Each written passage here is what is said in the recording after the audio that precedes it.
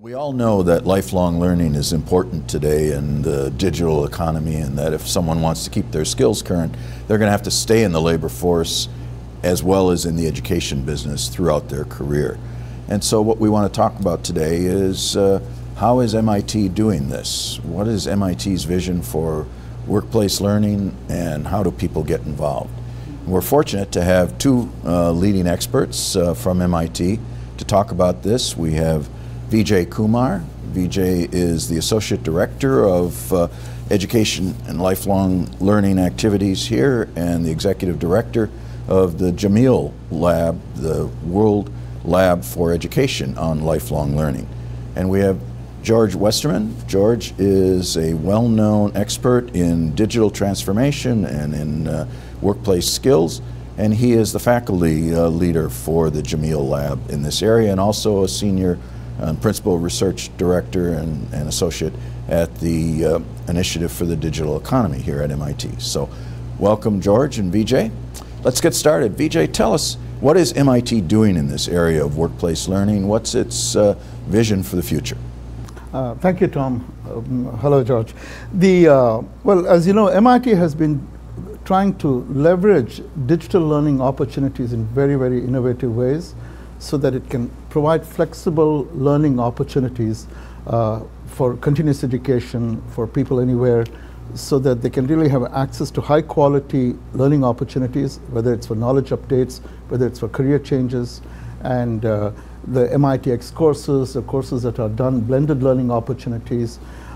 Perhaps the most notable vivid example of that is a recently launched program, and I say recently, it's about 1.5 years old now, the MicroMasters program, which is a series of courses that are available to anyone in the world, and people can take it. But what's very interesting about the program is that people take these courses, they can get these online MicroMasters credentials, but if they desire and if they are qualified, they can actually come for an accelerated terminal master's degree program at MIT. And now we have evidence that people actually take advantage of that. What is even more telling is that it's not just MIT, but other universities are signing up for the terminal part of the, for the residential part of the program. So it really offers a wonderful opportunity for professional development, for upskilling. Well, I really like this collaborative approach between industry and the workforce itself and MIT. So George, maybe tell us a little bit about how does this speak to the needs of industry, and then we can talk about how it speaks to the interests and needs of individual workers. So one of the things I hear as we talk to leaders of organizational learning, corporate learning officers, these people in organizations, is they're facing two major challenges right now. One of the challenges is more short-term, which is there are certain skills they need to get in there. Skills like machine learning and working with cloud and some advanced manufacturing techniques and things. And they need to figure out how to get that when the colleges haven't quite caught up, right? And so how can they find the right people or help to skill their people to get there? That's a short-term thing. The longer-term challenge is that they're being asked more and more to show the value of what they're doing.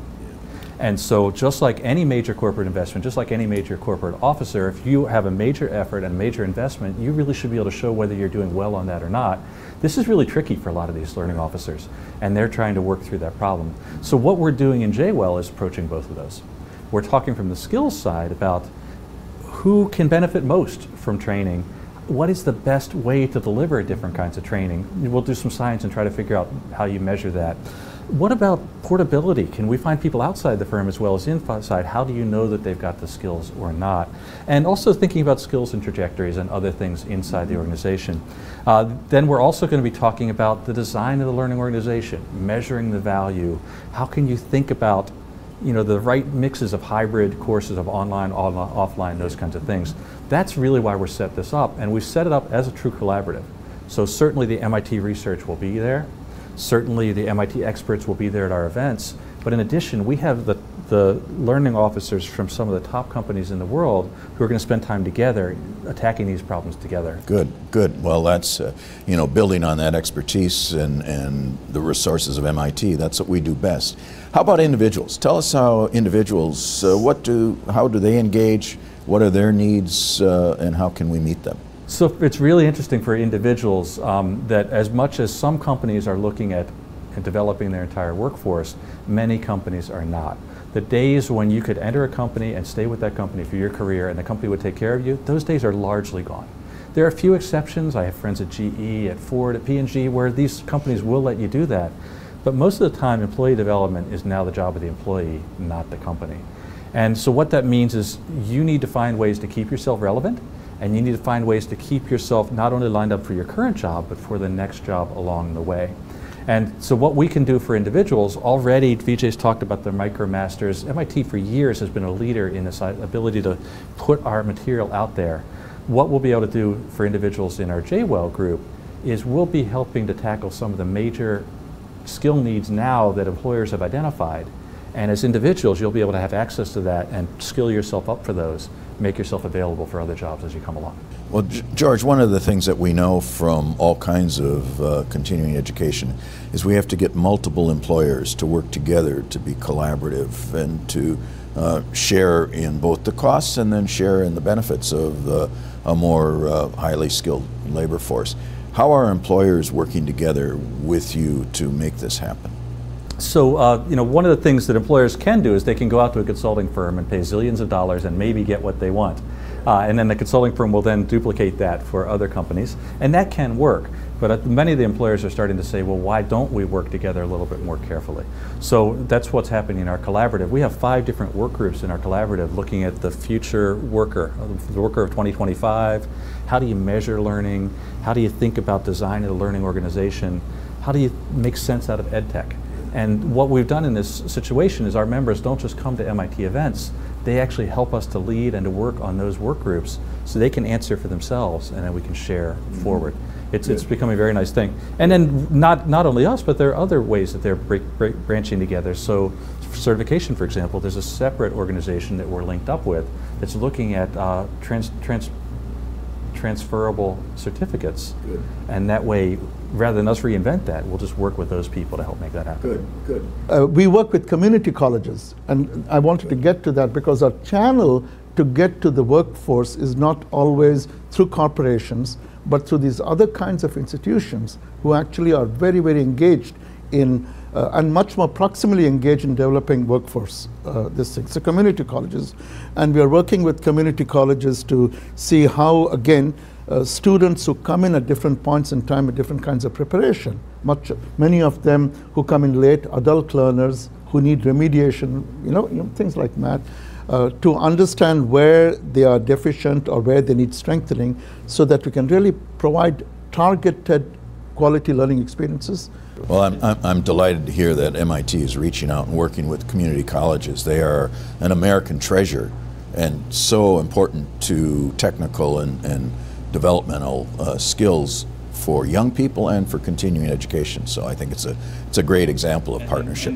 And this is so important because at least last time we ran our analysis, 3 out of every 5 college-educated people are not working in jobs that require college degrees. That's right. Mm-hmm. And if once you get beyond about 40, your college degree may not, your skills may not be what you learned in college.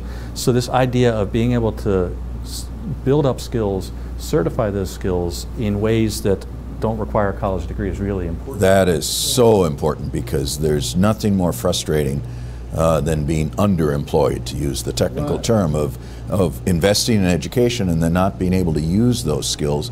First, they depreciate very quickly, and secondly, it's demoralizing, and so people then are not of a mindset to continue the education process. And so many people can't even afford to go to college. So how can we get them into good, high-paying jobs where they can support a family without having to invest $100,000? Well, it's an expanding world of workplace learning. I'm delighted that MIT is on the frontier of it, and I hope that our sister and peer institutions and colleges all across the country and indeed across the world also are doing things like this so that we can really provide access to all of the people and to make this a more inclusive economy for the future. So thank you for your leadership on this, and let's see if we can't make workplace learning the norm for everybody in our economy. Thank you very much.